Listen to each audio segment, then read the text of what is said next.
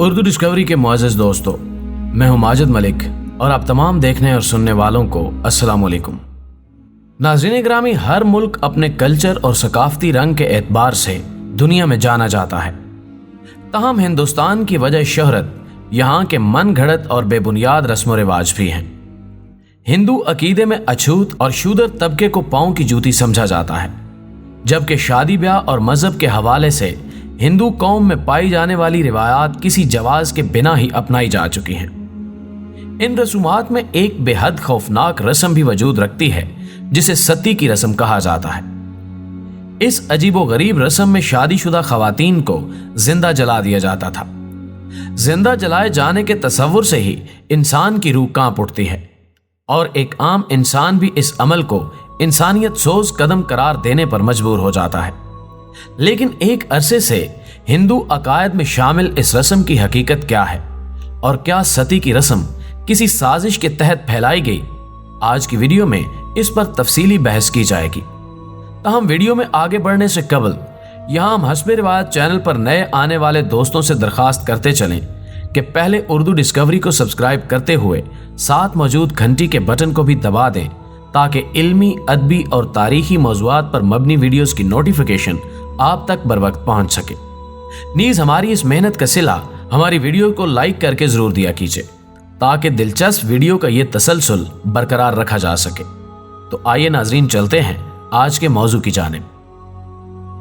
नाज़रीन मोहतरम, हिंदुस्तानी मुआशरे से ताल्लुक रखने वाली ये एक ऐसी रस्म है कि जिसने हजारों साल मासूम और बेबस औरतों को एक अनजान खौफ में मुब्तला रखा कि न जाने कब इसका बूढ़ा और बीमार शौहर मर जाएगा और इसकी चिता के साथ ही उसे यानी उसकी बीवी को भी जिंदा जलाकर भस्म कर दिया जाएगा। चंद सदियां कबल यूरोप में विच हंटिंग के नाम से एक रस्म पाई जाती थी।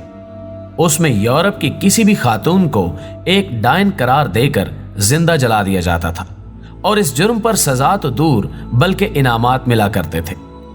सती की रस्म को अगर विच हंटिंग का हिंदुस्तानी वर्जन कहा जाए तो गलत ना होगा। हिंदू अकीदे के मुताबिक शौहर के मरने पर उसकी बेवा का शौहर की चिता पर जल मरना सती कहलाता है। जमाने कदीम में कई हिंदू मुर्दों को जलाने की बजाय उन्हें दफन किया करते थे। ऐसी सूरत में उसकी बीवी को भी जिंदा दफन कर दिया जाता था और अगर किसी शौहर की मौत दूर दराज किसी मैदान जंग में लड़ते हुए हो जाती तो उसकी बीवी को शौहर की तलवार, कपड़ों या किसी भी पसंदीदा चीज के साथ जला दिया जाता। उस औरत को जलाते वक्त उसे शादी के कपड़ों और जेवरात से आरास्ता करके एक दुल्हन की तरह तैयार किया जाता, जबकि उसकी डोली को उठाकर शमशान घाट तक लाना भी उस रस्म का एक अहम हिस्सा होता। उस मौके पर शादी ब्याह की तमाम रसूमात भी अदा की जाती।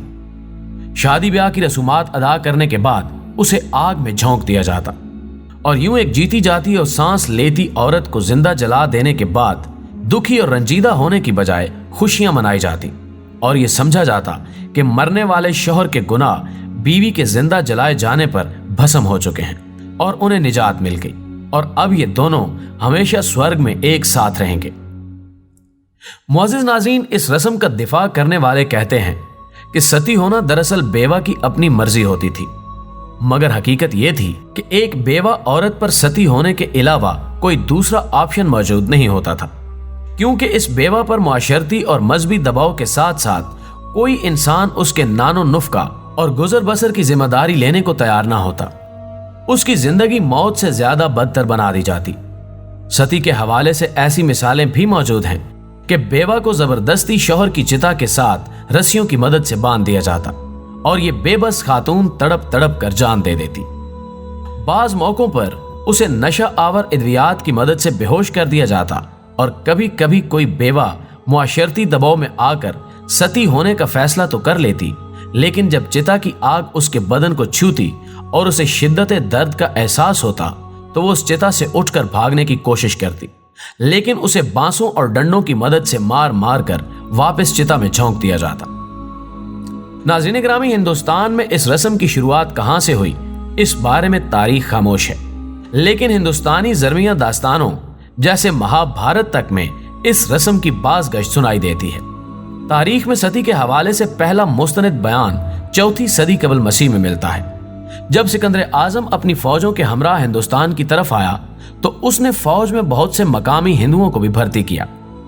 एक जंग के दौरान सिकंदरी फौज का एक हिंदुस्तानी कमांडर शशिगुप्त जब हलाक हुआ और उसे हिंदुस्तानी तहजीब के मुताबिक जलाया जाने लगा तो यूनानी ये देखकर हैरान रह गए कि शशिगुप्त की 2 बीवियों के दरमियान ये लड़ाई होने लगी कि वो इसकी चिता के साथ सती होंगी। शशिगुप्त की पहली बीवी चूंकि हामला थी इसलिए उसे सती की दर्दनाक रस्म से ना गुजारा गया, जबकि दूसरी बीवी को उसकी मर्जी के मुताबिक शशिगुप्त की चिता के साथ जला दिया गया। इसके बाद मुख्तलिफ अदवार में इब्ने बतूता समेत कई सयाह हिंदुस्तान आए और उन्होंने इस रस्म से मुताल्लिक अपने सफरनामों में जा बजा तज़किरा किया। नाज़रीन ग्रामी, चंद हिंदू फिलासफर इस बात को तकवीयत भी देते हैं कि सती की ये रस्म उनके भगवान शिव की बीवी की याद में मनाई जाती है, जिसका नाम भी सती ही बताया जाता है। हिंदू मजहबी पेशवाओं के बकौल ये वाकया कुछ यूं है कि शिव और सती दोनों एक दूसरे से मोहब्बत किया करते थे, लेकिन सती का बाप दक्ष शिव को बिल्कुल पसंद नहीं करता था।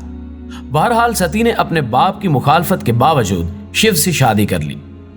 अब एक मर्तबा सती के बाप दक्ष ने एक बहुत बड़ी दावत का एहतमाम किया जिसमें शिव और सती के अलावा सभी को मदऊ किया गया।